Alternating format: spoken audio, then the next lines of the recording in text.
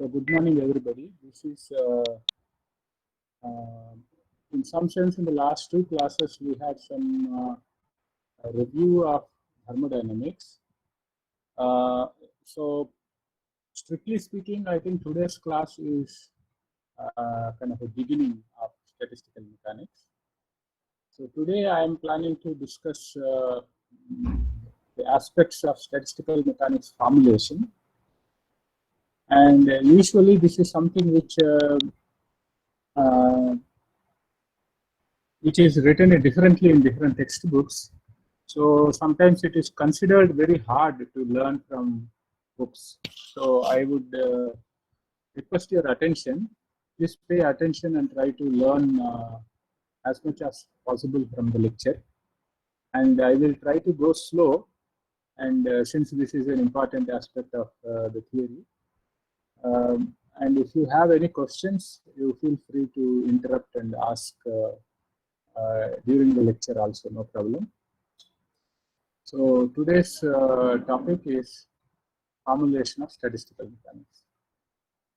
But you will see that I will be going back and forth between subjects because it is not.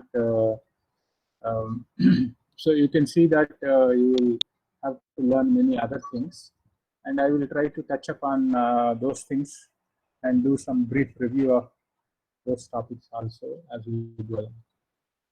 So let me begin by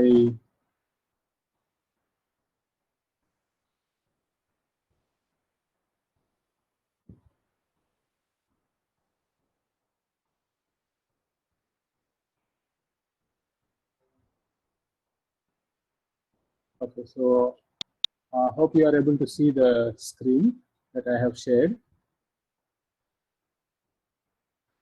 So one of you can say yes. Yes, sir. Okay, thank you. So I'm going to um, use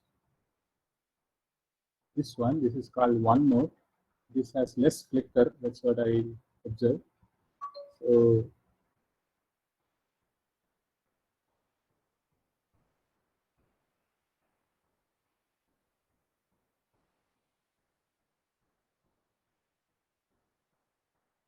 statistical mechanics.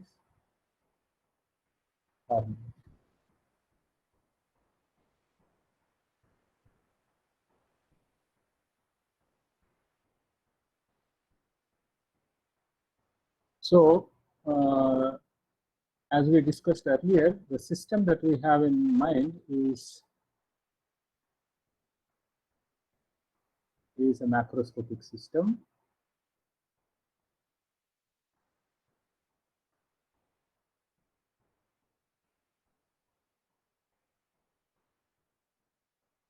Now we have an additional knowledge.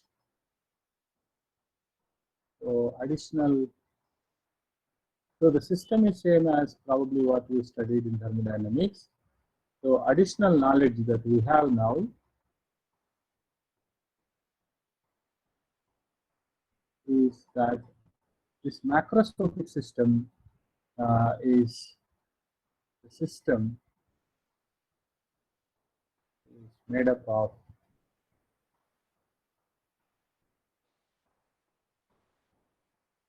atoms or molecules.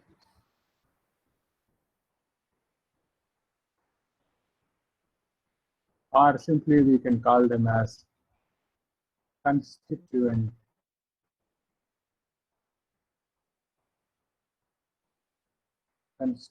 particles.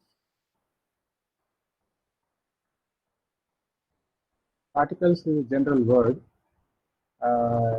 so you can think of. So this understanding of this additional knowledge is what is making us to depart. So here we will be interested in asking the question that can I start with these atoms or molecules, and then so the aim is start with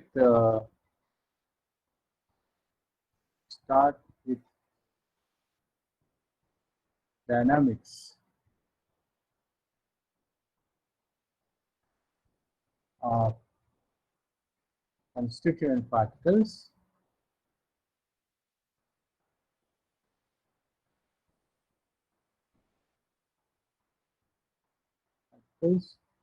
and derive laws and properties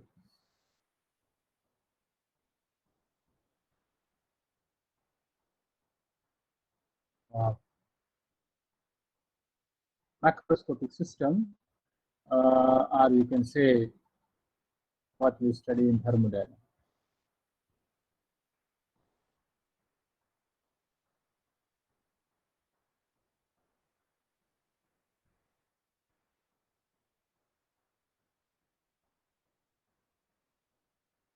Is the screen also flickering? No, sir. No, sir. Yes, sir. So this is our aim, and so we have to start from the dynamics of constituent particles and derive laws and properties of thermodynamic system. So if you look at the starting point, we have some understanding of how to deal with the dynamics of particles from classical mechanics, if the particles obey laws of classical mechanics, or quantum mechanics, if the particles obey laws of quantum mechanics. And on the other side, we know thermodynamic properties, which are empirically formulated laws and properties based on experiments. So we seem to know at both ends of the spectrum, but we have to only learn how to go starting from one to the other. Now the idea is that our starting point is, that is, when we talk about dynamics of, I will not write constituent every time, simply I'll say dynamics of particles. So you can either do classical mechanics,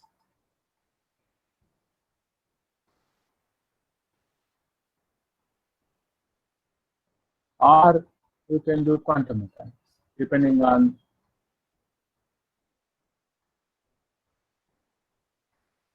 the conditions involved. Either you can do classical mechanics or quantum mechanics.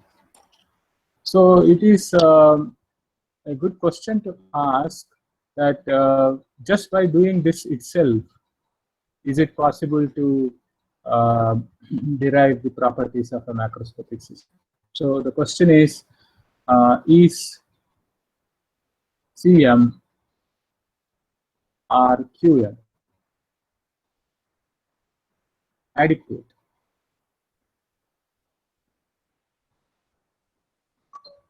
for the above purpose? Okay, so the purpose is basically this aim.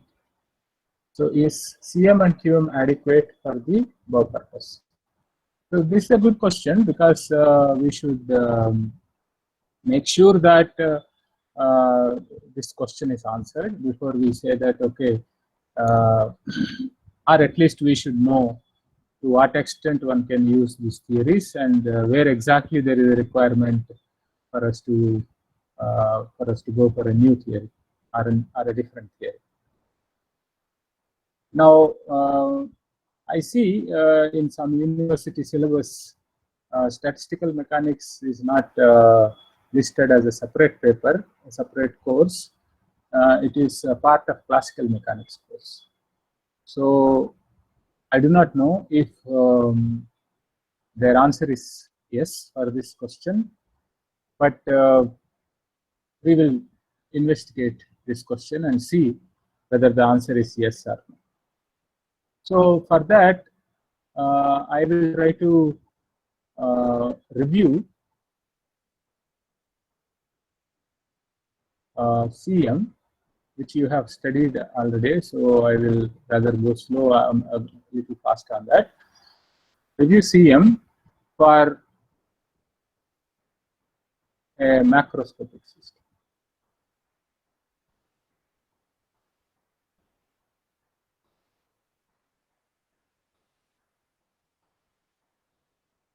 Okay, so this will be our first section of this one, this formulation.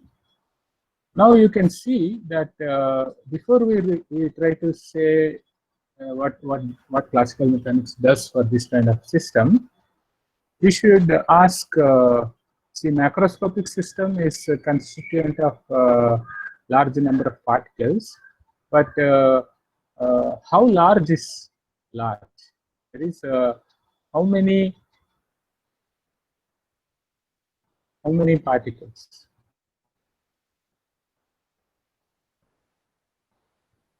Not, I'm not asking an exact number, but roughly, how many particles are there in a system? So this question is important, and typically,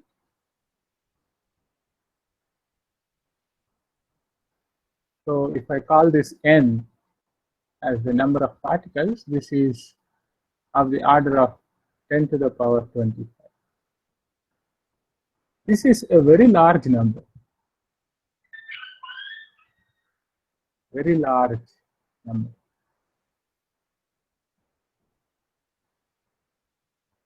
Okay, just to give you a kind of a feel how large is this number, I want you can do some calculation. So I will I will leave this calculation as an exercise, which you can do it leisurely. So the calculation that I would like you to do is that I wanted to show that number of water molecules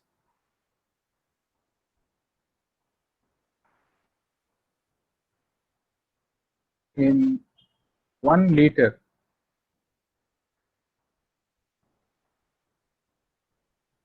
of water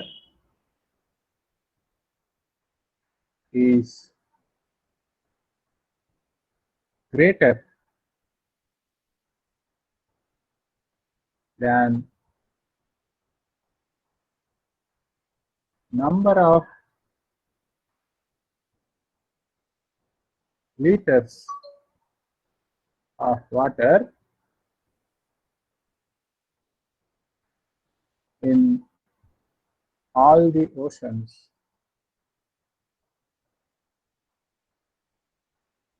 of the earth. Okay, so this is a fact, and I want you to do this calculation. Okay, please do it as a homework and convince yourself. If you are not able to do it, in the next class you ask me, maybe we will try to do it, but it's not very difficult. So think about it, how to do this calculation, and you will be able to do it easily. So now we can see that the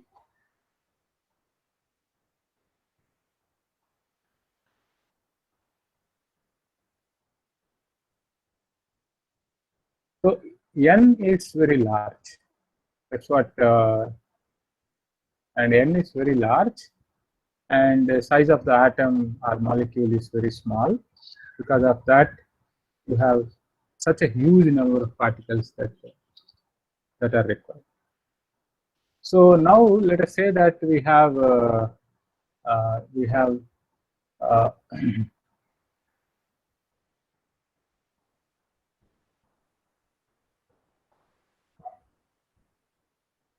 let's say we have n particle system.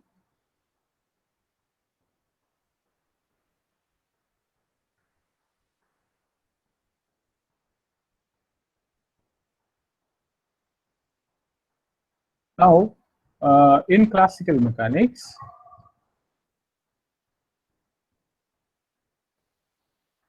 the state of the n particle system is represented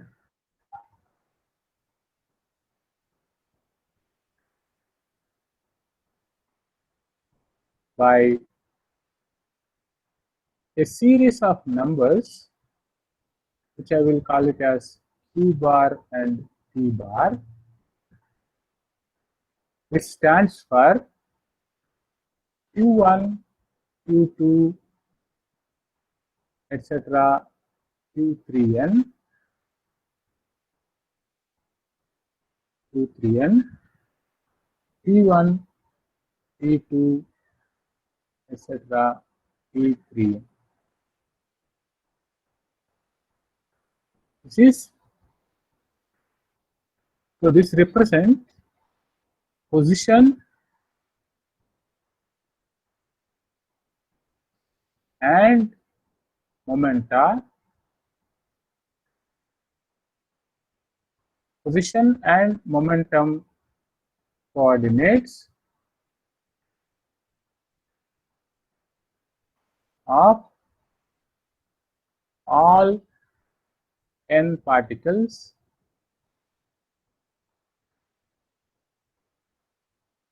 in 3 dimensions. So for each particle, there will be 3 position coordinates and 3 momentum coordinates.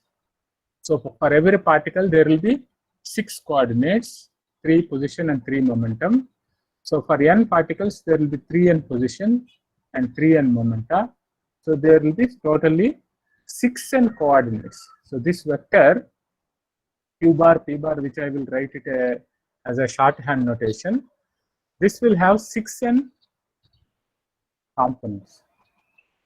Okay, so one can think of writing something called an abstract phase space. Okay, so let's call this as 6n dimensional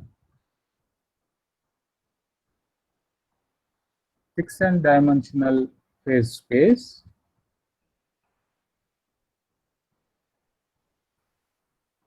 And I won't be able to obviously draw it, so let me draw it like this, where this horizontal axis consists of all the position variables, and let's say this vertical axis consists of all the position variables.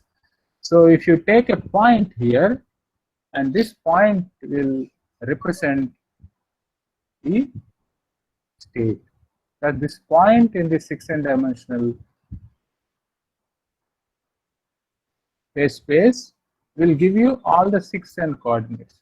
So a point is represented by this Q bar and P bar, and the point is a space. Now this is how the state is defined.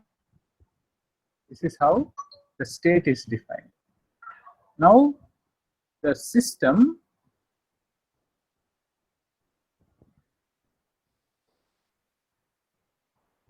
if you know the system, that means system is modeled. So if you say that, okay, I know about this system, so you can model the system using what is called Hamiltonian, which is a function of all the positions and momenta coordinates. Okay, so that means you know the Hamiltonian. That means you know what is the kinetic energy, you know what is the potential energy. Potential energy involves all the interaction among the particles if they are interacting, and so on. So this is something which you know. And once you know the Hamiltonian of the system, then one can talk about, one can describe the process of dynamics. So the statement of dynamics is something like this. Given an initial state,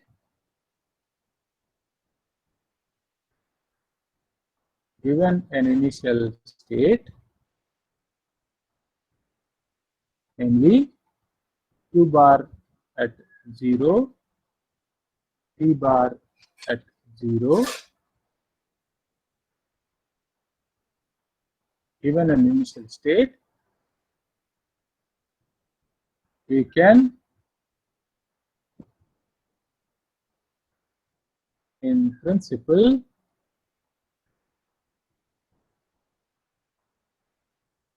solve. What do we solve? Solve qi dot is equal to partial derivative of h with respect to pi, pi dot is equal to minus partial derivative of h with respect to 2i. Now I will run from 1 to 3.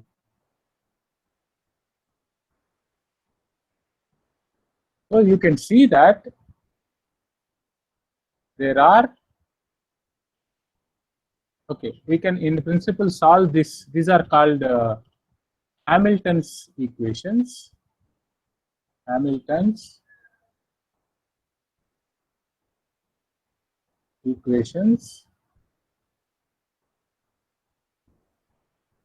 of motion.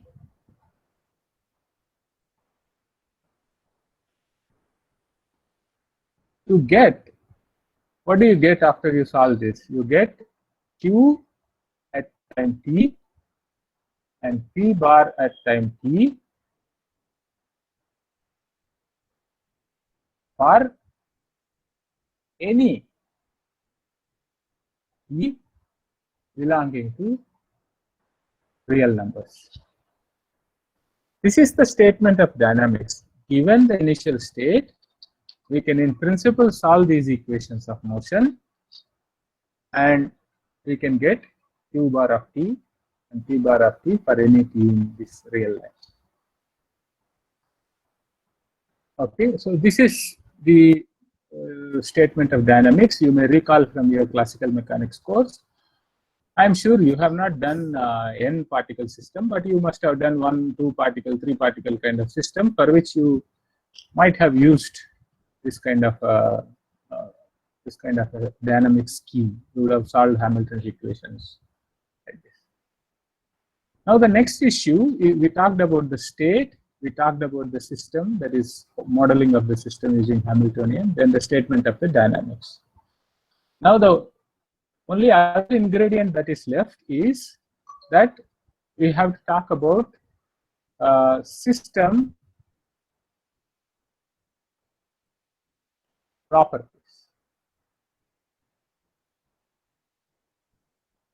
So there may be different properties of this system. So in classical mechanics, a property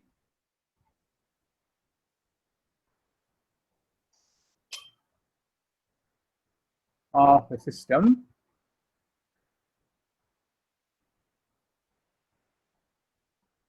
can be expressed as a function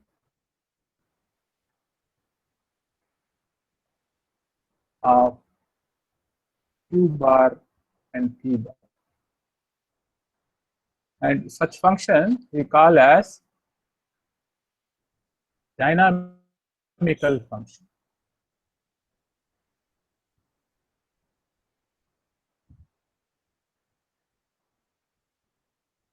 Okay, so let's say that so f is a property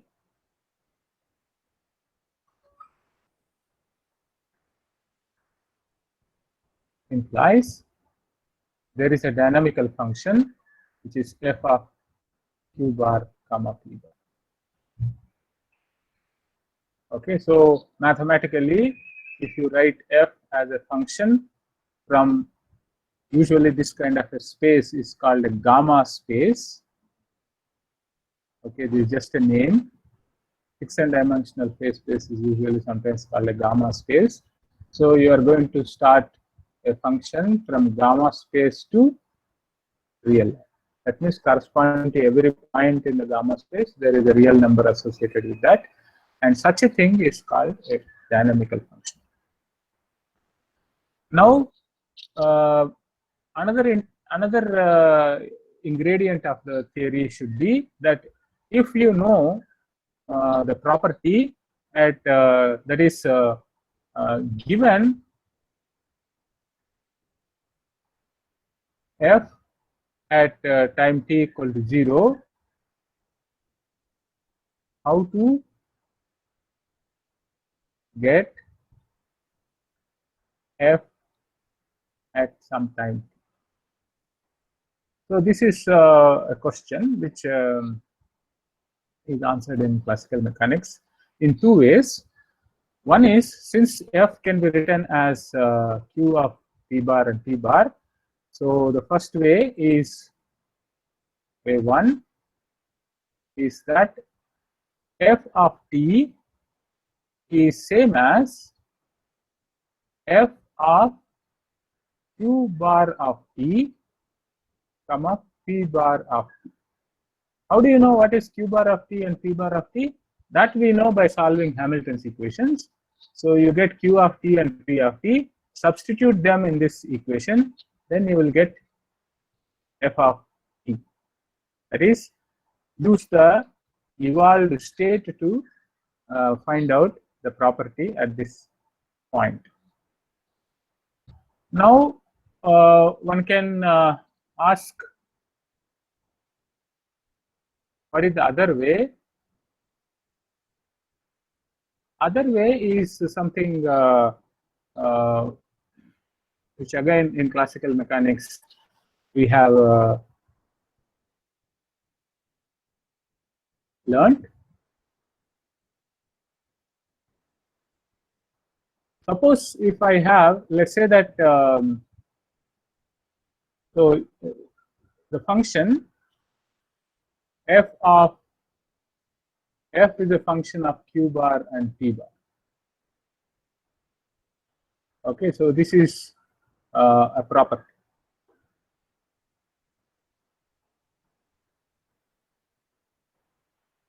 Of the system.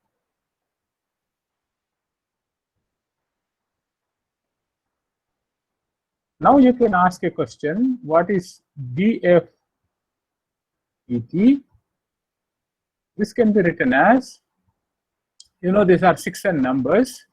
So for each one of them, it is rho f rho qi into qi dot plus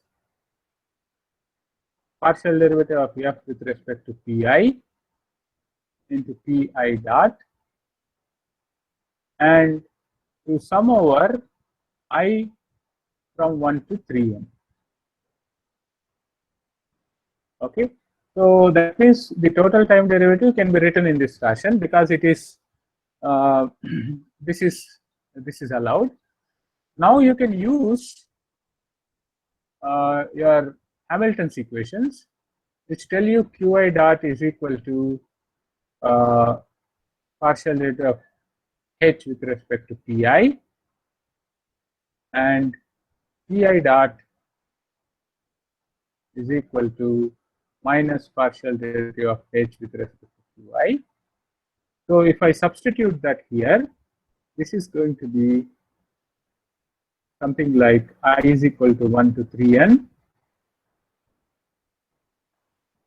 partial f with partial qi into partial h with partial pi minus, this minus sign is coming because of the minus sign here, partial f with partial pi into partial h with partial qi. Now, if you remember your classical mechanics, you will not miss to recognize that this is what is called the Poisson bracket of f with h. This is the definition of Poisson bracket. So it is usually denoted in this fashion, f with h. Okay, so this is called Poisson bracket.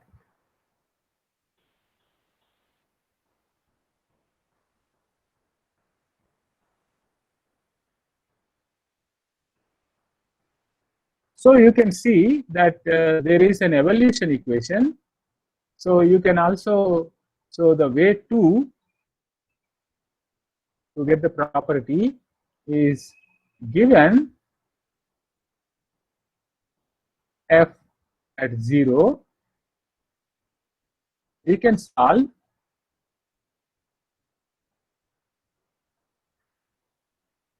df by dt is equal to Poisson bracket of f with h to get f at. Okay, so now you can see that you can use any of the ways, whichever is convenient, but these are the two different ways in which we can get the property evolution in classical programming. Now, one nice thing about macroscopic system is that what you can do with classical mechanics, almost similar thing can be done in quantum mechanics, except that the mathematical machinery will change, the language will change, but the process in which we are formulating classical mechanics and quantum mechanics is not very different. For example, if you say that, okay, the state is not q bar and p bar, but it is going to be some wave function, and the evolution equation is not Hamilton's equations, but it is Schrodinger equation, and properties are not dynamical functions, but instead Hermitian operators, and so on. So this language will change, but the steps that we have discussed with the classical mechanics, they go through along the same lines. Okay, so maybe we can discuss about quantum mechanics a little later, but I want you to be assured that whatever we are able to do with classical mechanics, we are able to do with quantum mechanics. We will be able to do with quantum mechanics. Whatever we are not able to do with classical mechanics, we will not be able to do with quantum mechanics also. So they are on equal footing as far as macroscopic systems are concerned. Okay, so this is one thing that we have a classical mechanics formulation. So if you have any questions at this point, maybe I can take, because I will now I've now completed the review of classical mechanics. So are there some questions? Sir? Yeah. Sir, you have told that t is a real number time. So if we start a system from t equal to 0, and then we finally get an expression for f of t, then, then by putting that any value of t, suppose I put a negative number, then we can get a trajectory when even before the system was not there. Because system has started from t equal to 0, but in the expression of f of t we can put some negative number, so we can get some trajectory before t equal to 0. Yeah. So is that valid? When I say that given the state at t equals 0, I don't mean that the system has started at that point or it is created at that point. I only mean to say that that is the knowledge that I have about the system. Okay. So if I give that as an initial state or initial value of the property, I will be able to obtain the properties value or the states or the state at both in positive time and negative time. Okay, so this is a symmetry that is there in the equations of motion. This is called time reversal invariant symmetry. And basically Hamilton's equations do not distinguish between positive time or negative time. They are invariant under time reversal. Because of that, if you give me initial state, I can tell you what is going to happen after some time t, or I can also calculate what would have happened sometime t earlier. Of course, if the system was existing, if the system itself is brought into existence, then this question will not arise. Okay, so for example, if I say that I know what is going to happen, etc. now, I can also calculate when is going to be next lunar eclipse, or I can also calculate when was the last lunar eclipse. Now, if you ask me what happened some 10 billion years ago when moon was not there, that is not so this is within the assumption that the system is existing all the time. Our initial state is associated with the knowledge of the system that we have gained, and that is what we are calling it as t equal to 0. Abhijit, is this fine? Yes, sir. Okay. Any other question?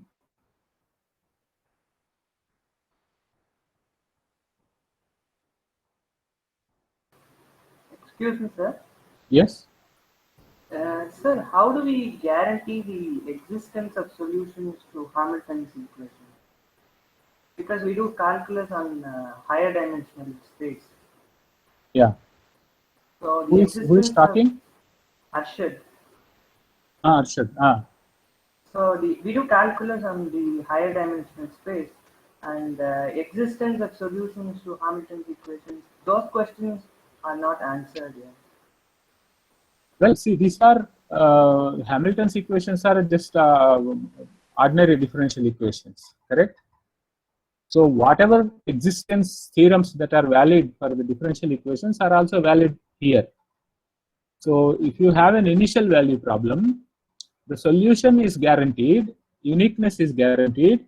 Only thing is whether you will be able to obtain an analytical solution or not is not guaranteed, because the mathematical techniques that are available for solving these differential equations may not be adequate, because most of these equations of motion, they turn out to be non-linear ordinary differential equations. If they are non-linear ordinary differential equations, many of them may not be amenable for analytical solutions. So if you want to know what the trajectory of the system is, you many times may have to go to computer and then solve them numerically. Okay, but the theorems that are there for ordinary differential equations in terms of existence of solutions as well as uniqueness of solutions, they can be applied straight away to Hamilton's equations. There is no problem about that, and they are guaranteed. And that is not related to the dimension of the space, because whatever is the dimension of the space, you can always say an n-dimensional or nth order differential equation into some n first order coupled differential equations. So here you have kind of 3n pairs of coupled ordinary differential equation system with non-linearity involved in that. Okay, so there is no problem about existence or uniqueness. Okay. Yeah. Excuse me, sir. Yeah.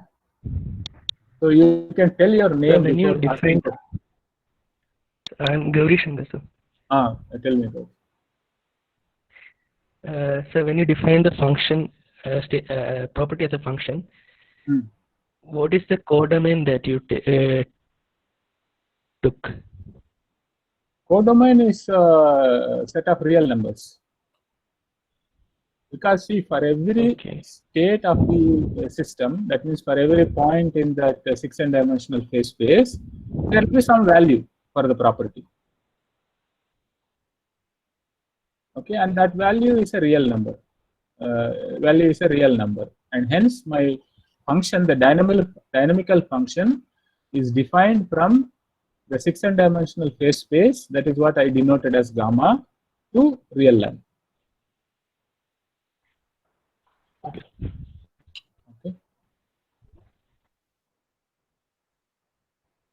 Yes, sir. Okay. So any other questions? So sir, anyway, this, yeah, go ahead. Sir, you said something like what we cannot do with classical mechanics, we cannot also do with quantum mechanics. What do you mean by that? Who is asking? You said something like what we cannot do with classical mechanics, we cannot also do with. Who is asking? Susinder, sir. Susinder, there is some echo in your voice, but I think I understood the question. So what we cannot do with classical mechanics, we cannot also do with quantum mechanics. What do I mean by that? That is the question, right? Yeah, yes, sir. Yeah. So that you will understand in a little while from now, because I have not said yet what we cannot do with classical mechanics. So far I have been saying what classical mechanics does. Okay. So we will discuss now in terms of our aim of using classical mechanics to get the properties of macroscopic system, what we can do and what we cannot do. So whatever can do is same for quantum mechanics, whatever cannot do also is same for quantum mechanics. So this answer you will have to wait a little bit. Okay, thank you. Yeah.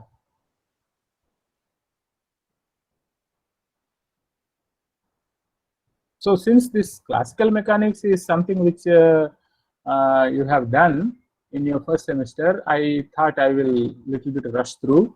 But if there is something that is not conforming to what you have learned, then probably you have to take some time to understand it this way, because this is what I have done is kind of a nutshell. I'm not so this the review is always like that. Review is always done in a nutshell. So now I will try to ask a question that can we go ahead using classical mechanics? Can we go ahead using classical mechanics to derive thermodynamics?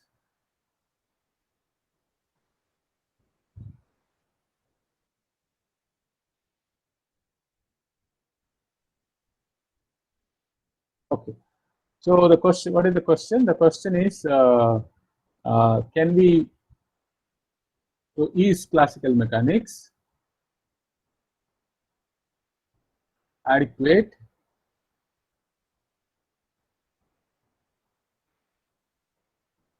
for our aim? Can we achieve this aim? Please remember what was the aim, so I will not repeat it here. That is, start from the dynamics of particles and derive the laws of thermodynamics and properties of thermodynamics. I'm going to present a few of the arguments.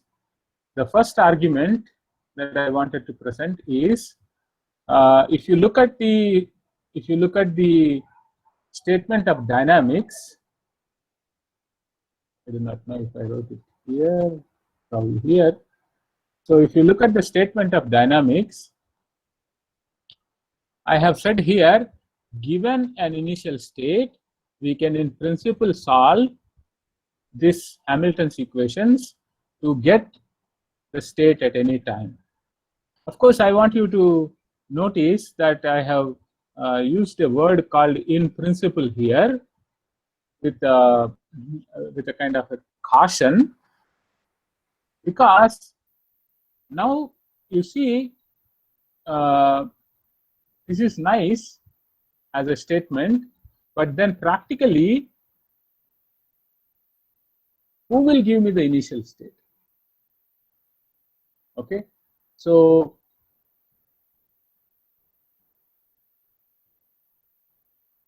who gives a precise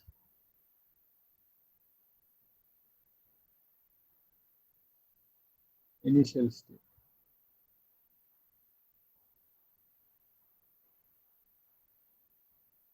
Is the question. That means I want to have 6 times n numbers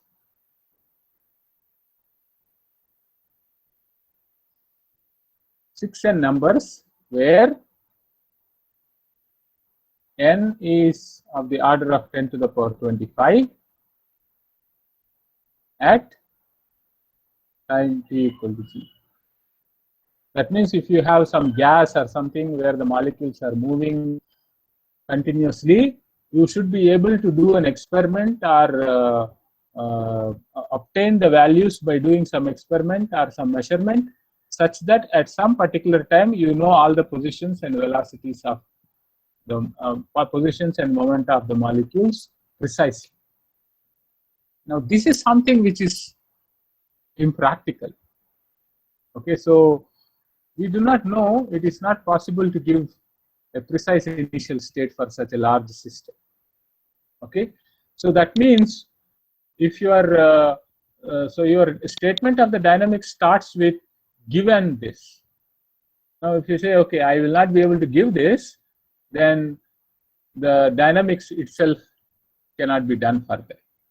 Okay, so this is one of the limitations. Okay, so no experiment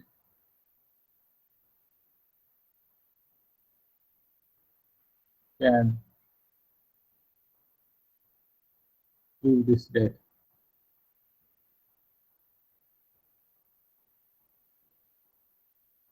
So if you don't have, so this is a limitation for proceeding with using classical mechanics.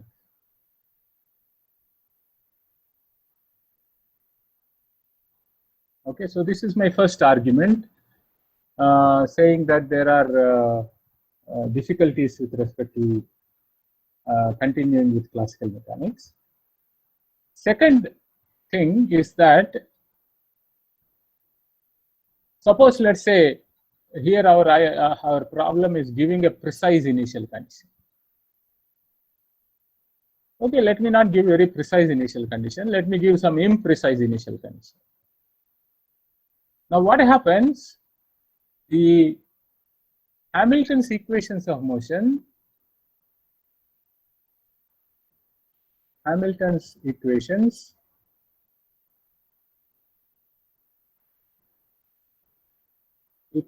of motion are 3n pairs of coupled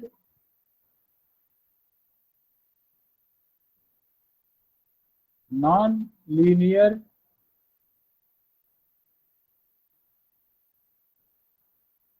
ordinary differential equation system.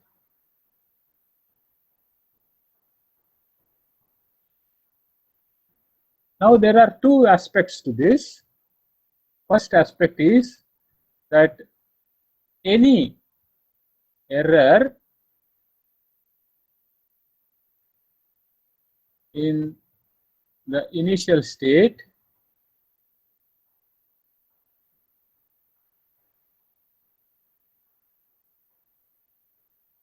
is uncontrollably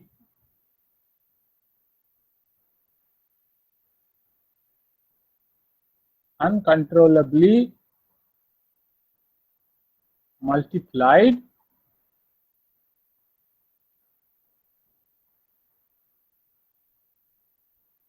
or grown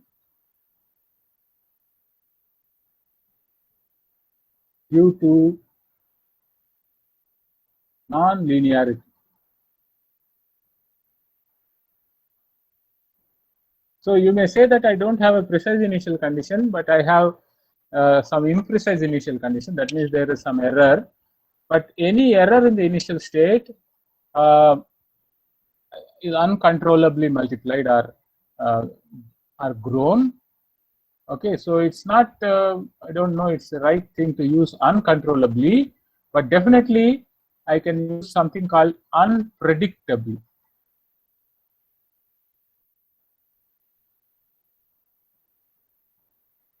Unpredictably multiplied or grown due to nonlinearity.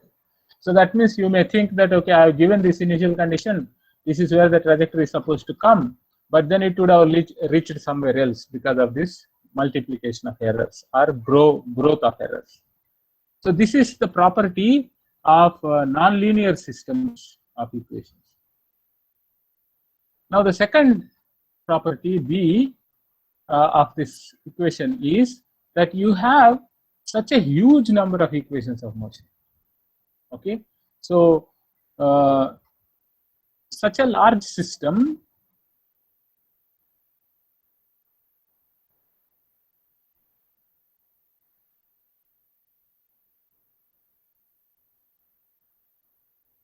of coupled nonlinear ODE.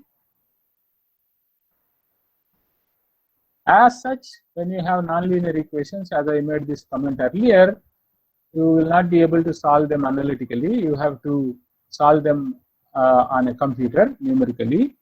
Such a large system of coupled nonlinear ODE cannot be solved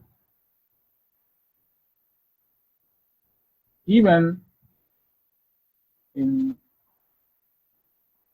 the best of the computing facilities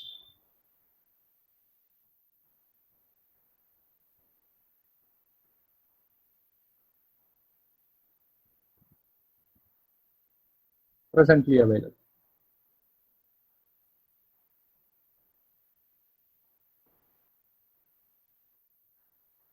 So the solving them is also difficult because they are such a large number. How large number? It is 3n pairs. That means totally 6n, and n is of the order of 10 to the power 25. So there is a technique, numerical technique called molecular dynamics, where actually they try to solve this system of equations on a computer. So I think presently people are trying to do some simulation of virus molecules in biological systems, etc. Kind of the number of particles, when molecular dynamics started, initially they were trying with 50 atoms, 100 atoms like that, 108 atoms like that. Now I think some 2 million atoms are the probability. 2 million is simply 2 into 10 to the 6, whereas 10 to the 25 is far away from what can be done even on the best computers that are available today. Now these are the, so you can see that this first limitation and the second limitation, they are of one kind. What are they? They are of the kind that, okay, I am not able to at this moment to design an experiment which gives me precise initial condition. I'm not able to put up with any imprecision that is occurring in the nature because of nonlinearity. I'm not able to solve them because I have a limitation on the computing facility. So this is something like, okay, this is at the moment it is not possible, but in future probably, let's say that there is someone with infinite power and computing abilities will join me as a JRF, and then he will be able to do all these things. So it looks like there is a possibility, if not in the near future, but in distant future, but these limitations can be achieved.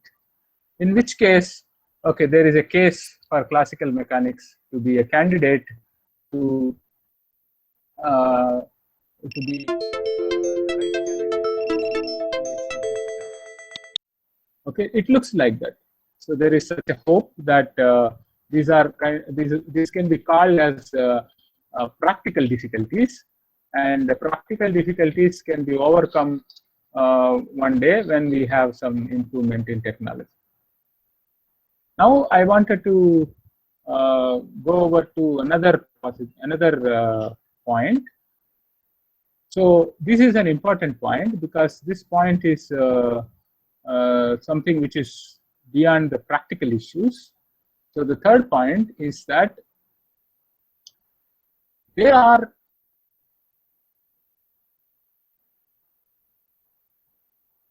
some thermodynamic properties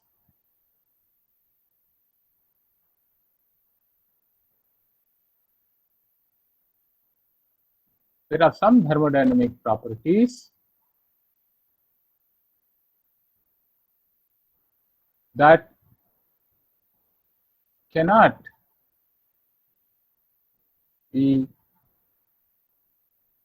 expressed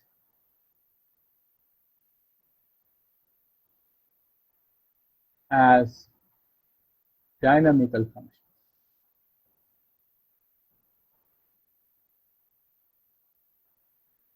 This is a limitation because in classical mechanics, we said all properties we should be able to express them as the dynamical functions.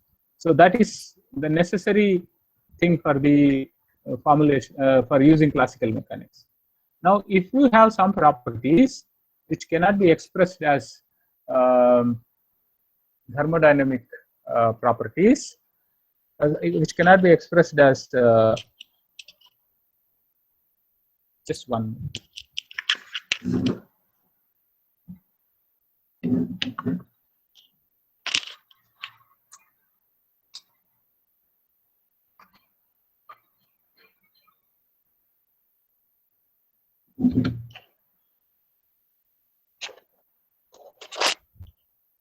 Okay, sorry.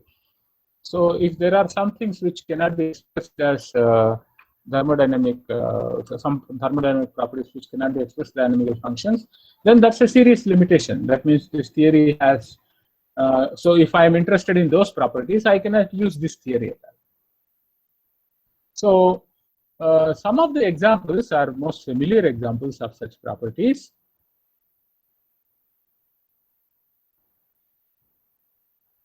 So I will at least write two examples which are familiar to you. One is temperature.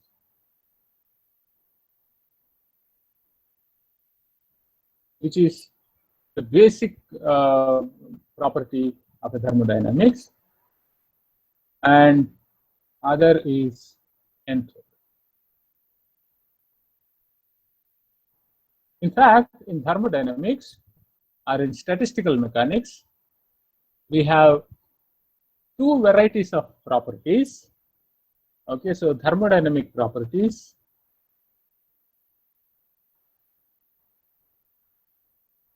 under this classification, we can say there are some mechanical properties and there are some thermal properties.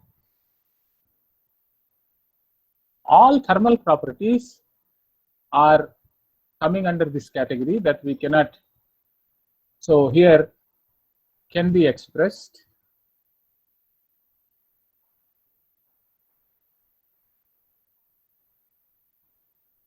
as dynamical functions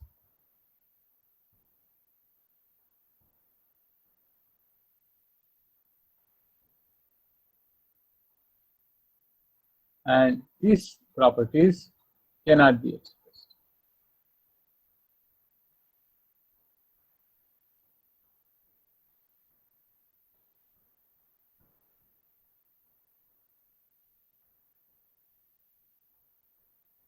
And this limitation is not of that practical nature. This is a what is called a conceptual limitation, because we will not be able to handle this kind of properties. Because what theory is it useful if you cannot say anything about the temperature starting from the microscopic dynamical states? Okay, so this is a serious limitation, and one has to take this into account before we try to use any theory. We have to have a theory where we will be able to even calculate these properties like temperature and entropy of the system. Now let me also give you a fourth argument. And fourth argument is, of course, this is my last argument, and this is very important argument. Now you can see that there is something called an arrow of time. I'm sure you have heard of this. At least there are many popular books written on this topic. Now, an arrow of time is associated with a concept where macroscopic systems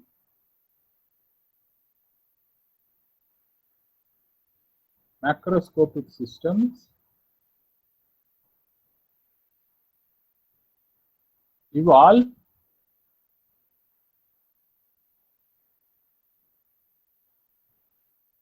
irreversibly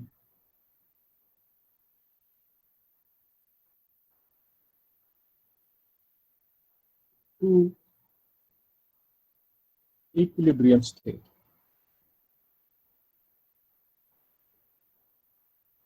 That means it looks like there is, or in other words, you can say that an isolated macroscopic system always moves in the direction of increasing entropy. That's what we understand from the second law of thermodynamics. Now the point is something like this. Suppose, let me give you a simple example. Suppose, let's say that I have a ball, and then let's say this is my floor, and this ball is bounced up and down. So it is going up, coming down, and someone shoots a video of this. A video of this is shot. This is bouncing up and down. Okay, a video is shot.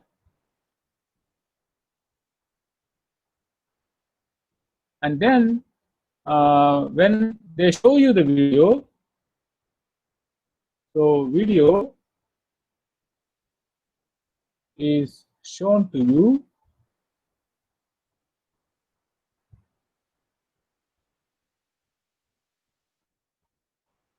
but being played in reverse. Now the question is, can you tell? The question is like this: Can you make out that the video is being played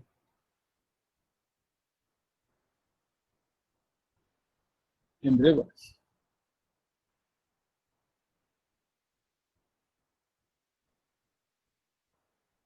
Okay, so this is the question, and the answer for this is no, because the bouncing ball, whether it is coming down or going up or going down or coming up, that you will not be able to make out.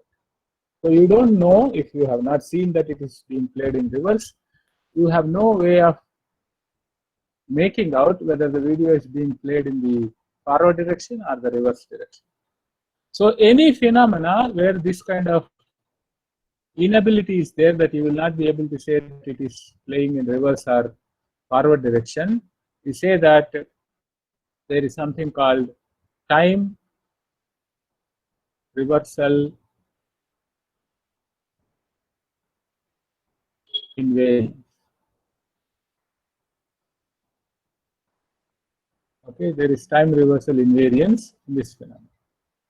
Now let us look at another example, where let's say that we have a kind of a jar.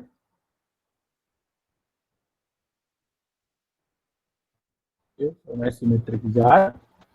Now there is some gas inside this. Okay, now you have a room.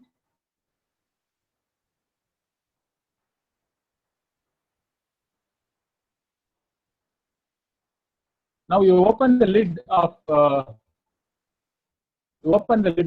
jar, and then what happens? Let's assume that this gas is colored or something, so that you will be able to see. So let's say when you open the lid of this, then this gas will occupy the entire room, correct? So again, let somebody make a video of this. Okay, and shown it to you by playing in reverse. Now, what do you observe when it is played in reverse? Will you be able to tell in this case? You can tell. You can tell. Why we can tell? Because when the video is played in reverse, you will see that all the gas molecules in the room are going and sitting in the bottle. And that is something which you have never seen happening. The behavior is that the gas always goes out of the bottle and goes to the room. And it never happens that the gas from the room will collect itself, conspire together and go and sit in the bottle. This is something which you have never seen. It's not a part of your experience at all. When you are able to tell that it is played in reverse, then we say that for such system, time reversal invariance is broken. Okay, or no time reversal invariance. Or this kind of a system exhibits what is called an arrow of time.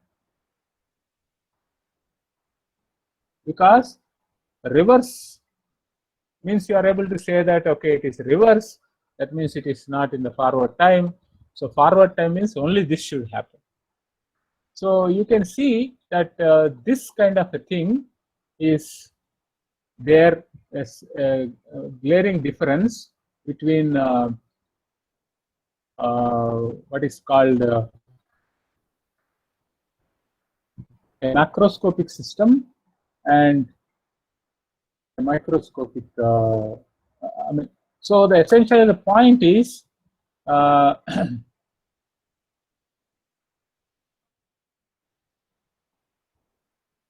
point is that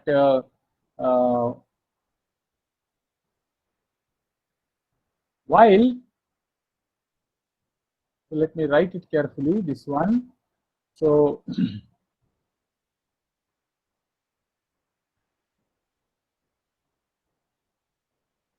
equations of motion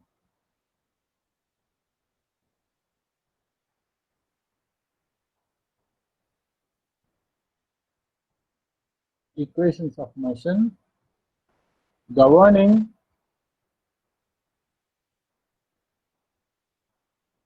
the dynamics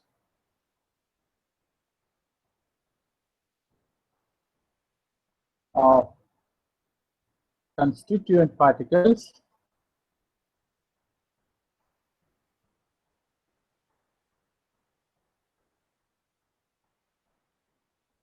are invariant under time reversal,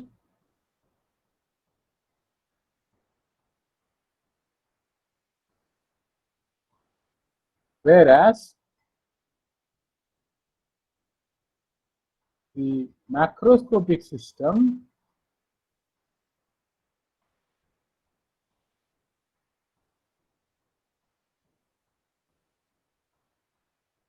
exhibits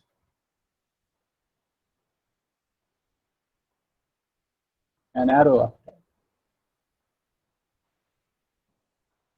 So the question is that how to start with some system of equations which are invariant under time reversal and derive a behavior that does not follow the same symmetry as what equations of motion follow. So this is kind of a serious limitation. So I want you to think about these limitations because these are very important, and at the same time it's so I think I have first one here, that is we cannot have precise initial conditions because this is such a huge number of numbers that we require, and there is no experiment or measurement that can give us all these numbers precisely. Even if you want to say, okay, precisely it's not required, the nonlinearities can actually grow this imprecision in an unpredictable manner, and this huge number of ordinary differential equations cannot be solved on the existing, even the best of the computing facilities that are existing. So these are, though they look like practical limitations are important, but there are certain conceptual limitations. These two come under the category of conceptual limitations. There are some properties, very, very important properties like temperature and entropy, which do not admit a dynamical function description and hence cannot be handled with classical mechanics. And there is another important thing, that the microscopic constituent particles evolve according to equations of motion that are invariant under time reversal, whereas macroscopic system exhibits an arrow of time. So these are the set of arguments that I would like to say that is kind of essentially my argument to say that classical mechanics is inadequate. Okay, so the conclusion that I am drawing from this set of argument is that classical mechanics is inadequate. I do not know if every quantum mechanics textbook has some first chapter or 0th chapter is written as inadequacy of classical physics or something like that, or failure of classical physics. So classical mechanics it's not a failure. It is not able to do the job that is required. Our aim is inadequate for our aim due to the following reasons, due to the above reasons. Okay, so this is my conclusion. So now, just like what Susinder asked earlier, even if you do quantum mechanics, all these arguments will go through. Like for example, you have to have a precise initial wave function, such a huge number of particles, and precise initial wave function is not possible, and Schrodinger equation has to be solved for such a huge number of things, and you can write down the properties, but you can always write down the properties. You have certain properties for which you will not be able to write down a relation with the phase-space function, and dynamical function cannot be written. This is also valid, and time reversal invariance also. So all these limitations, that whatever we said we cannot do with classical mechanics, we cannot also do with quantum mechanics. But I have to tell you that if I have to do this exercise with quantum mechanics as my microscopic theory, then my language will be different, my mathematical machinery will be different, but the arguments are going to be same. But I will also do it with quantum mechanics, maybe later when we formulate quantum statistical mechanics, or even before that. But let us try to understand this thing with classical mechanics clearly, so that we will get a clarity on the issue of the requirement for a new theory, a different theory than what classical mechanics is. Okay, so this is these are the arguments that I have. Now we have to so we require we need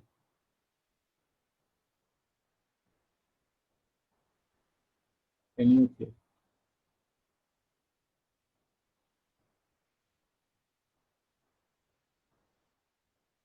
Okay, I hope I have made this case clear. So we need a new theory. Now, how do we formulate this new theory? So this is the question. Now let us look at certain, let us take a small digression, and then we ask the following question.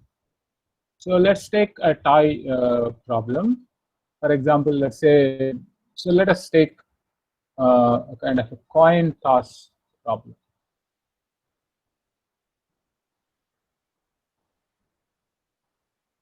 coin toss. So please understand this carefully. Even though at this moment it looks like I am making too much of a jump into some other field, but then we will try to connect it.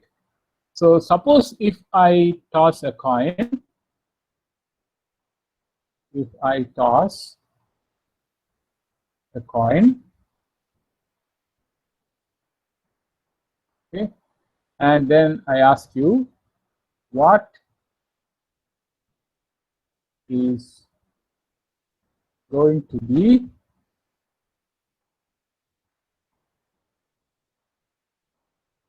the outcome of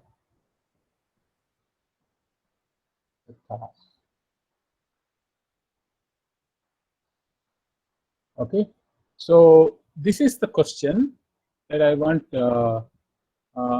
you to understand, answer, but I want you to not to too much think of physics or mathematics that you know. Give a kind of a layman, honest answer. Okay, so I would like you to respond, because this is a very important question, and this question is going to going to tell us. I mean, it is this answer to this question is what is going to determine our progress. Okay, so I don't know. How do you? Or should I call someone and then ask for answer? So either it can be a head or a tail. Okay, so that is one answer. It can be a head or a tail. So is there any other answer?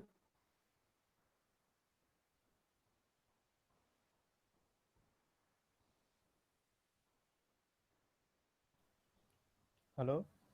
Yes. Sir, the outcome we cannot be tell, but we can predict that leads to the idea of quantum mechanics. What? I didn't understand. Outcome cannot The be said. the outcome we cannot be tell, we can predict. This leads the idea of quantum mechanics. No, predicting means what? Predicting means you are telling, no? Yeah. Predicting means you are telling, right? So what is going to be the outcome?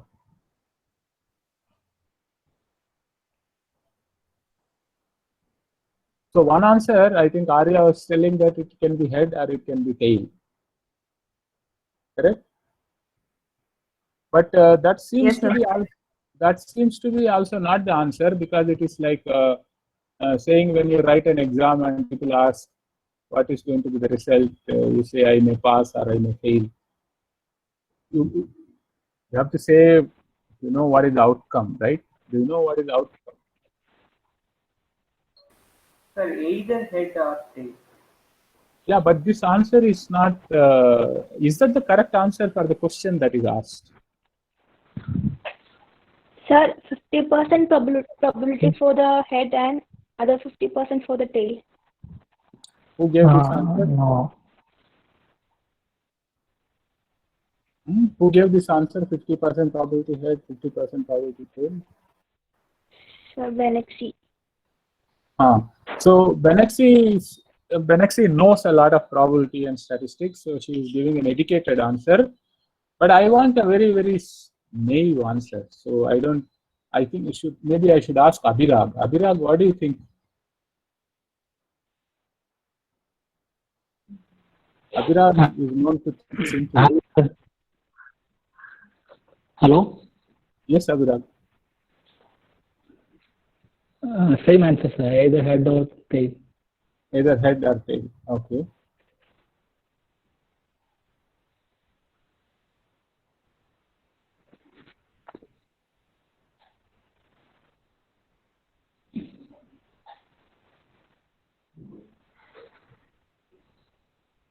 Okay. So any other different answer than this?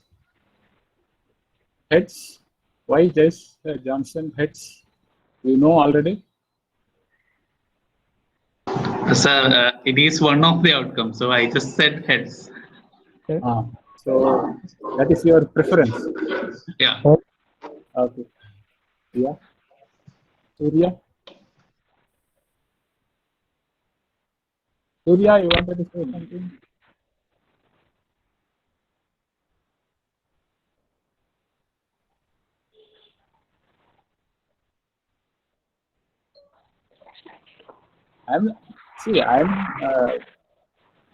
I'm going to ask you before the toss outcome comes. So I will not show you. You have to tell what is going to be the outcome. Ashwin.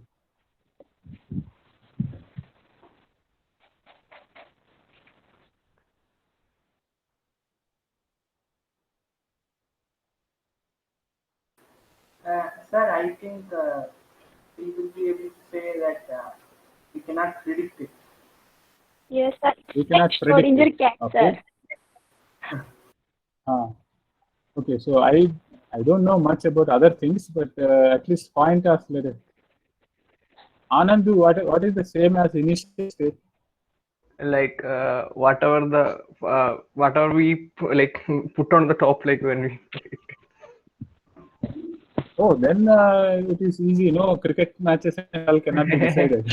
Yeah, if the coin bias we can use like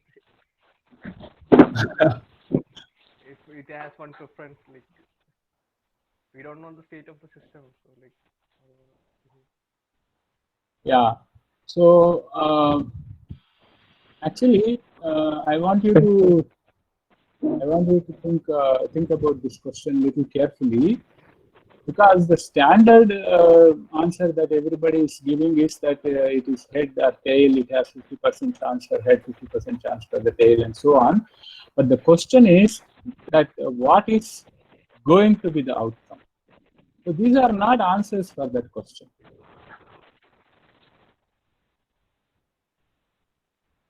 So there are some answers saying that we cannot predict, can't tell until the coin drops and we see it. Okay. Okay. So please realize that the answer to this question is if I toss a coin, what is going to be the outcome of the toss? The answer is actually, honestly, I don't know.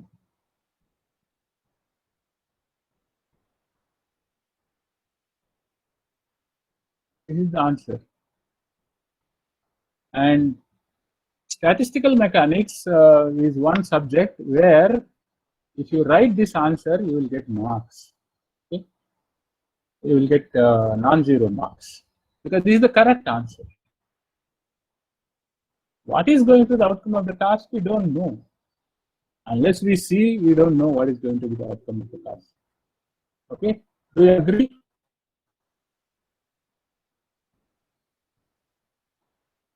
I think some of you said that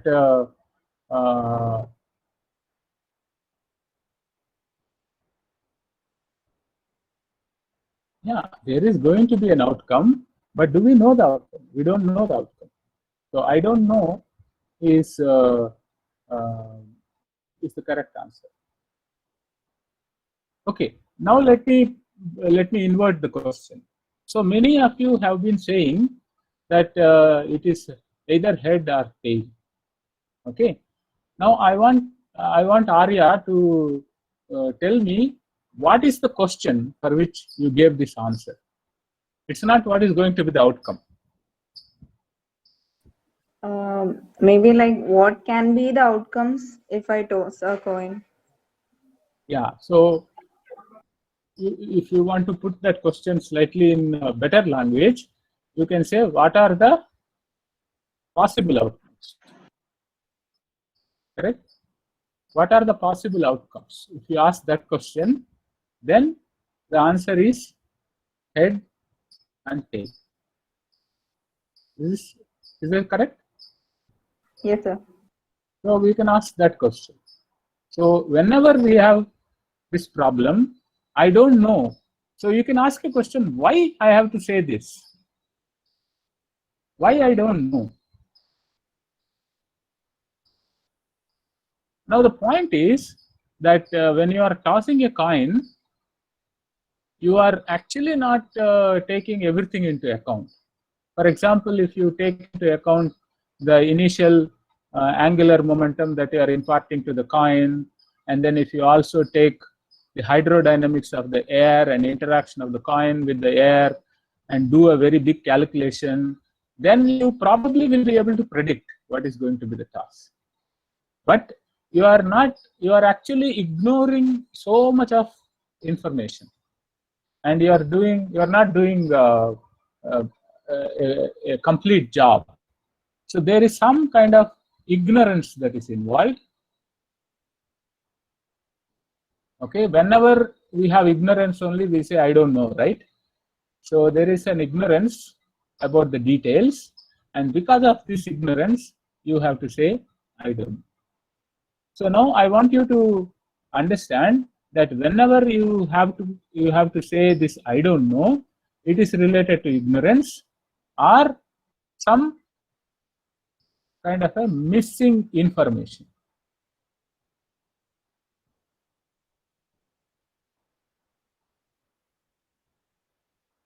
Missing is not from the reality, missing is from your consideration.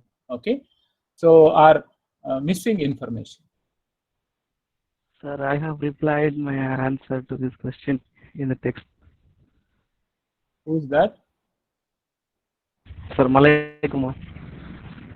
What did you reply? Because I have to switch between this screen and that screen. Sir, if you use some scientific apparatus to observe the force applied while tossing and the height it got uplifted, and the height between the ground and the top of the height. So very good. So whatever you are saying is we are not doing that, right? Whenever we are tossing, we are not doing that. So yes, sir. What you want to do is to obtain this missing information or improve your information and decrease your ignorance. But every time we toss a coin, we cannot do all that jumbo calculation, right? Suppose if I want to decide whether which team bats first, I don't want to do a computer program and then run a simulation and then come back and then decide next day or something like that, right? So this is okay, but what I'm trying to say is I have to say this answer I don't know because of some ignorance about the details, which I am actually ignoring. I'm not interested in those information. So whenever we have this ignorance, so we can at least ask, okay, I cannot obtain knowledge of this one, but then we can ask a question, what are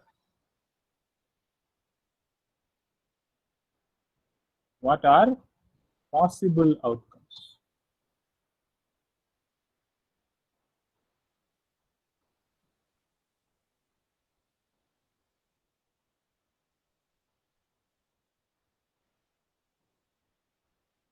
I don't know the exact outcome, but what are the possible outcomes? This is a set. Okay, so here the set is head, comma, tail. Okay, this is the set of possible outcomes.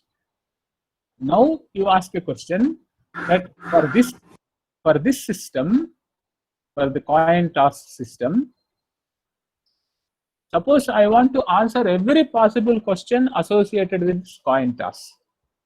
That means, let's say I take a large number of coins and toss them so many times, and I wanted to know what is the how many times this head comes, how many times this tail comes. Like that, if I have to make such properties to be calculated, then just possible outcomes information is not enough. I must do some exercise. Maybe I have to toss this coin many times and then assign certain numbers for each one of these outcomes. They are called probabilities. So with some additional work,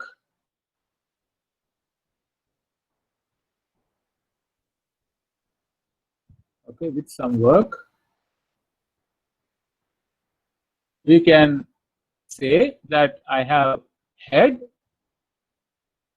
with some probability pH and tail with some probability pt, such that since there are only two possibilities, pt plus pH is equal to 1, and of course this is enough in this case. Okay, so this one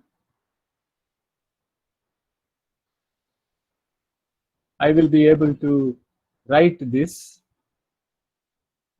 So this is pH is called probability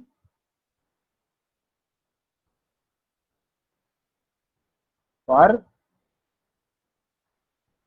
H to occur, and PT is probability for tail to occur in a toss. Now, if this much information is given, then I will be able to tell anything and everything about a coin toss. This is the minimum information required to be pronounced in order to deal with coin toss. So whenever we have something like this, we say that is the state of the system. So the state of a coin toss system is essentially the possible outcomes and their respective probabilities. Okay, so whenever we say we have a state, that means it is the minimum number of properties or the parameters of the system that we describe, so that every other property or the property can be obtained from that. So if you know this much information, then with this amount of ignorance, with this amount of missing information, we can live with and then calculate whatever. So anything that you are going to calculate later or predict later is modulo this ignorance. That means you cannot do better than this, but with this ignorance we can still manage, do something, and for that this is the description of the state. Okay, so this is an example I wanted to give you, so that you can understand that there is whenever there is some kind of an ignorance, how do we deal with that ignorance? Now it is, why did I bring this example? There is an interesting parallel with this example and what we have confronted with.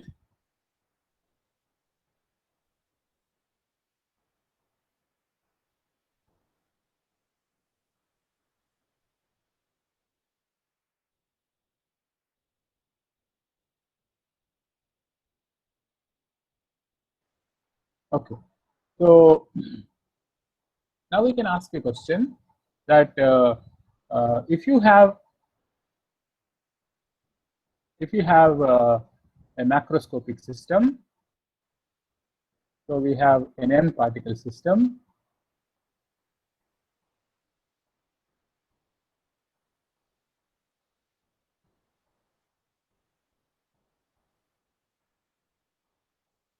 and of course we want to do dynamics. Okay, so suppose if I ask this question, what is its initial state?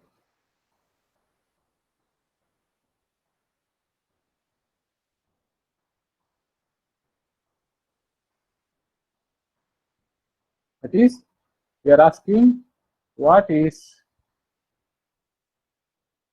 q bar of 0 .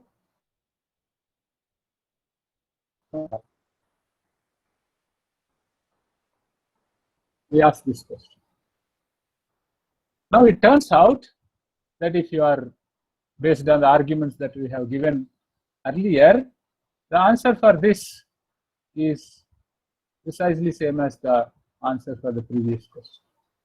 I don't know. I have no way of knowing this. I don't know answer for this question because I have no experiment, no measurement that gives me all these values. So the answer is I don't know. Because such an information I will not be able to obtain. Now the question is, do we need to know? So the next question is, do we need to know?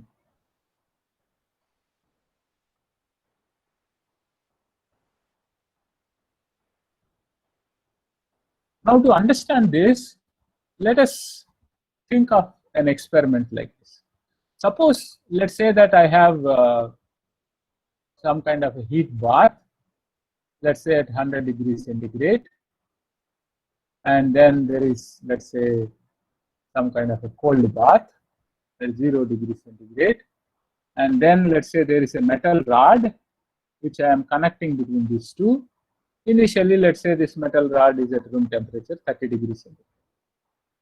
Okay, so this is some metal rod, some wire, okay, some call it copper wire. Doesn't matter, whatever is the material. So let's say copper wire. Now what I will do is that I am doing this experiment in some controlled environment, and then let's say at some point here, I am going to put a thermometer. I'm going to put a thermometer and then measure temperature. I put a thermometer and measure temperature as a function of time. So that means I'm going to measure temperature as a function of time. So you start with some 30 degrees, that was the initial temperature of the wire. And then because there is a heat transfer, heat conduction takes place along this wire, the temperature will increase, and then probably it will saturate at some point and it will be at some higher temperature. Okay, or it may come down, I do not know. The precise shape of this curve is not important for my discussion. So there is going to be some curve like this. Now supposing if I repeat this experiment, okay, so repeat the experiment.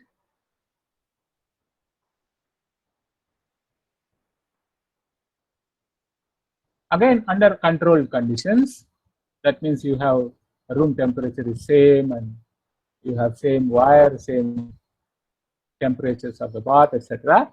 If you repeat the temperature and still again measure at the same location temperature this time, you are going to get the same result. Correct?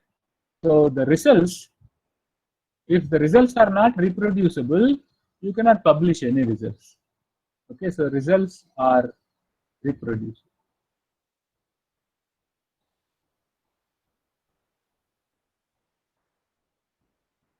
But when you talk about when you start the experiment,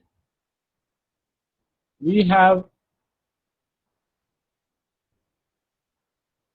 no reason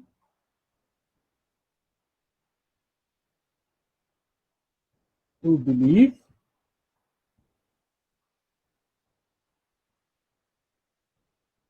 that Q of 0 or P of 0 of copper atoms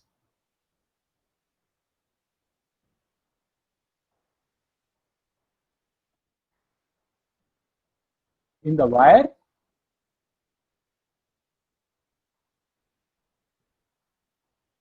are same in all experiments. There is no reason to believe that.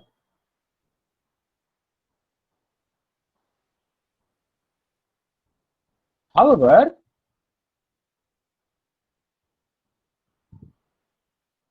macroscopic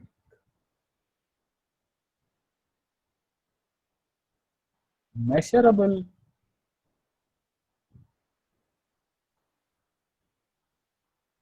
properties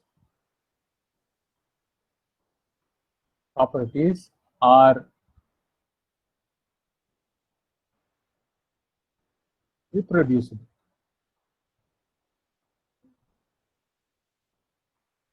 That means this measurable properties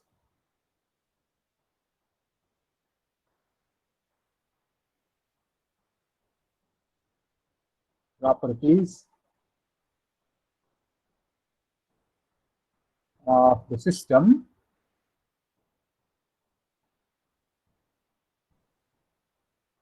are insensitive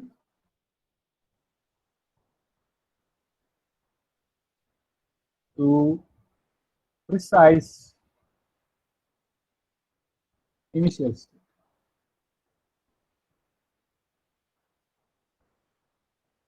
I just talked about one experiment, but experiment after the experiment, you will be able to conclude this, that the measurable properties, they don't depend on precise initial state. They are insensitive to precise initial state. So this is a good argument. So if you ask this question, do we need to know? Answer is no. Actually, what we are measuring is not depending precisely on this initial state. So this I don't know answer is not going to really is an impediment to make progress, because you don't need to know this much detail. Because what is our aim? Our aim is to derive these macroscopic measurable properties, and these measurable properties seem to be not very sensitive to this. So we can deal with our next level question. So what is the next level question? Like in coin toss, we asked, we don't know the initial state, that's fine. But then we can ask, what are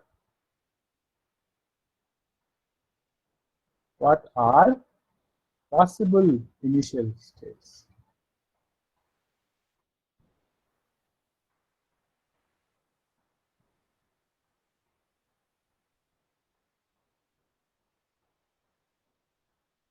We can ask this question: what are the possible initial states? Just like in the previous case, you have head and tail. Here also, this is going to be some set, correct? So, like for example, if you want to represent this in a phase space diagram like this, if you have a Q bar and P bar. So if you take one point here, that is one initial state, we don't know, but you can say that, okay, I'm not knowing, but there can be some set of states. Okay, so any one of these could be a possible initial state. So I don't know result, or this ignorance tells me that I must consider not a point in phase space, not a point, but a region. A region in phase space.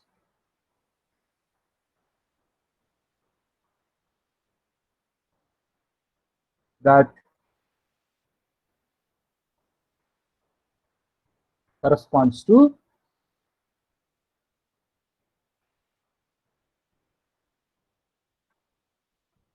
possible initial state.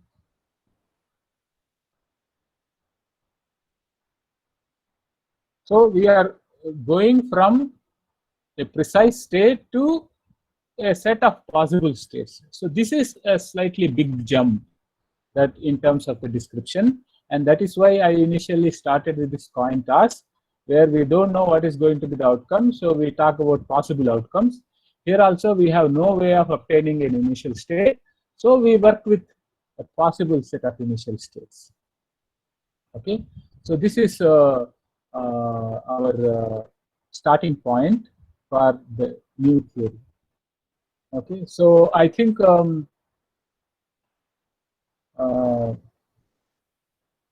this is probably the time where I can stop, and then we can take up if there are some questions. And I will pick up from this concept and develop the formulation to next level, or complete the formulation in the next class. So I think this is also a point where some kind of probably there is some suspense as to what is going to happen, like in serials.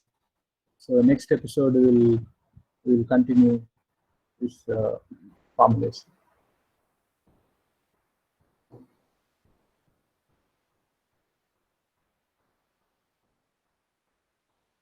Okay, so before I look for the questions, so I wanted to ask you, is it possible that we can have another class on Saturday?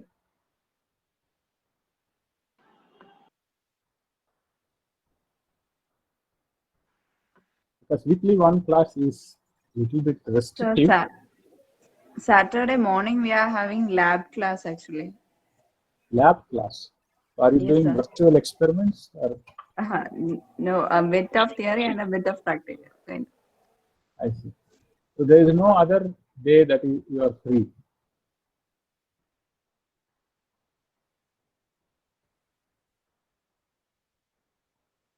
No, one of the limitations to have two classes on the same day is, I understand, is the mobile data upper cutoff or something like that, right? So if you are attending the class from mobile phone, you may not be able to attend more than a couple of hours. Am I correct?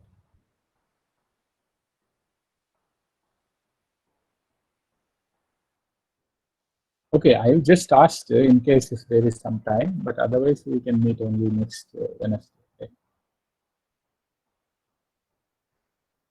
So we'll discuss and I'll let you know, sir. Yeah, sure.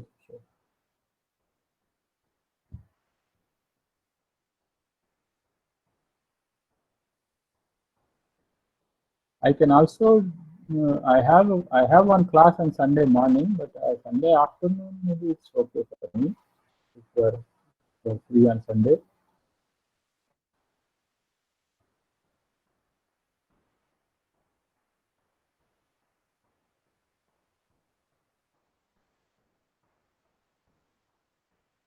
Okay, so are there some questions which you have some quick questions you can.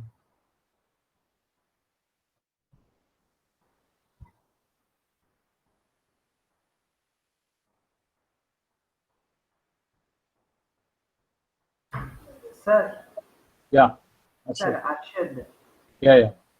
Sir, Hamilton's equations of motions are in general non-linear or always non-linear, sir? It's not necessary that they are always non-linear. It depends on the potential. I think if the potential is quadratic in your generalized coordinate, then it is linear. But that is only for a linear harmonic oscillator, right? For any other system, the potential is more than quadratic, then the equations of motion are going to be nonlinear. For example, even if you take pendulum, you have theta double dot plus g by L sine theta equal to 0. Sine theta has all powers of theta. So it is a nonlinear ordinary differential equation. Okay, sir. In general, it is non-linear. Yeah. Linearity is a very special case.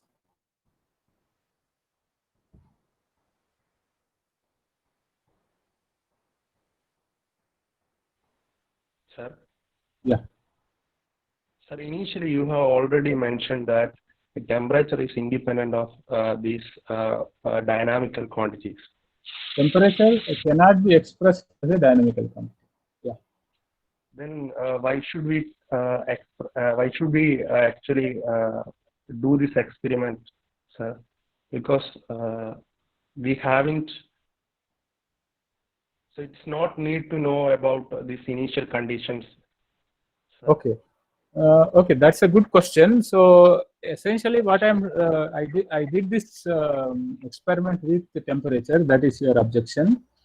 But even if you take any other property, which can be written as a function of Q bar and P bar, that property also will be reproducible. But the initial state, you cannot say that it is same. Okay. So here I have chosen temperature, and even though temperature cannot be represented as a dynamical function, if your macroscopic property has a bearing on the initial state, it should also not come out to be the same. Okay. So of course I understand your confusion that is there any bearing on the fact that temperature cannot be written as a function of a Q bar and P bar in this experiment? The answer is no. Because any experiment, any measurement, macroscopic measurable property will not be sensitive to precise initial state. So instead of temperature, I could have chosen pressure or something like that. In all cases, it is going to be insensitive to the initial condition. Okay, sir. Thanks. Yeah. Sir? Yeah.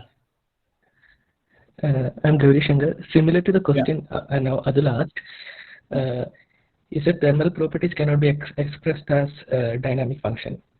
So we cannot associate temperature and entropy as a result of microscopic activities. Right? No. That is, you are reading something more than what I said. I said the temperature and entropy, they cannot be expressed as a function of Q bar and P bar. Right? Yes, there is no expression or there is no dynamical function associated with temperature and entropy. Okay, that does not mean that this temperature has got nothing to do with the microscopic dynamics. Only a classical mechanical description in terms of dynamical functions is not applicable. Okay, from classical approach, we cannot assign a function to temperature and entropy. Correct. So there are some other approaches we can do that.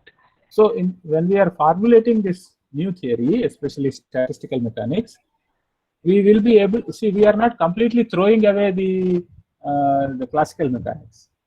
We are trying to keep the classical mechanics and try to develop new formalism so that classical mechanics can also be used, but something more, a more structure on that can be put so that temperature and entropy can also be brought into the fold of description.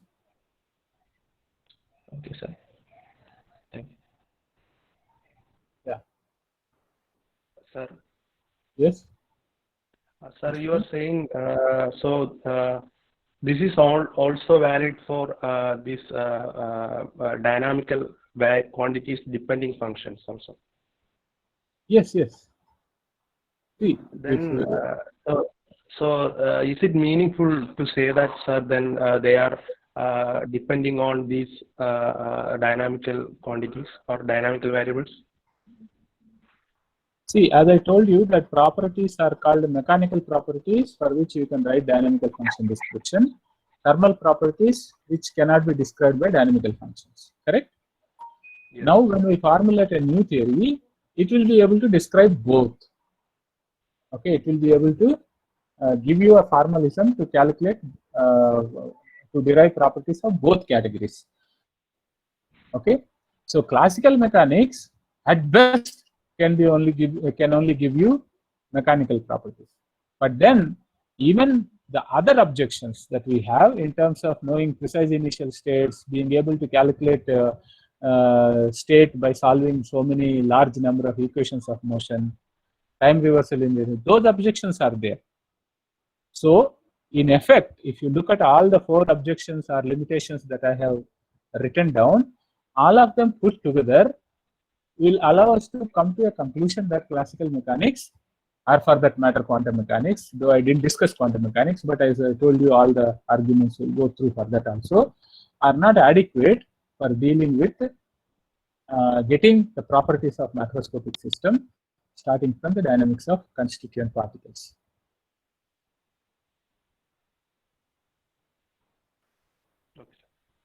Atul, Hello, sir. Atul, did you hear? Yes, sir. Yes. Thank you. Oh. Thanks, sir.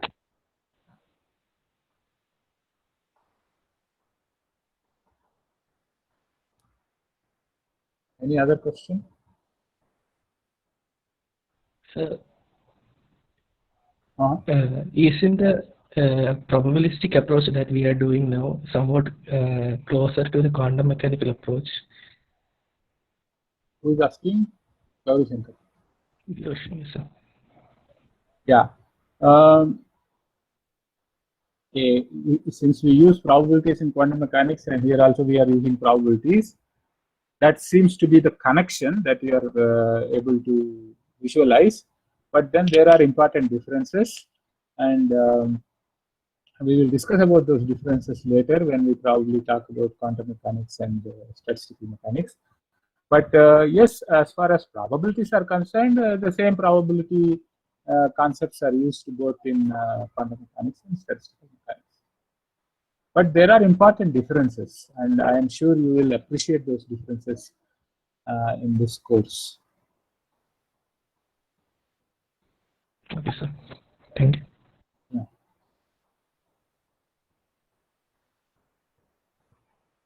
Okay, so if there are no questions, then can we close, Shruti? It's 12:34. Yes, sir.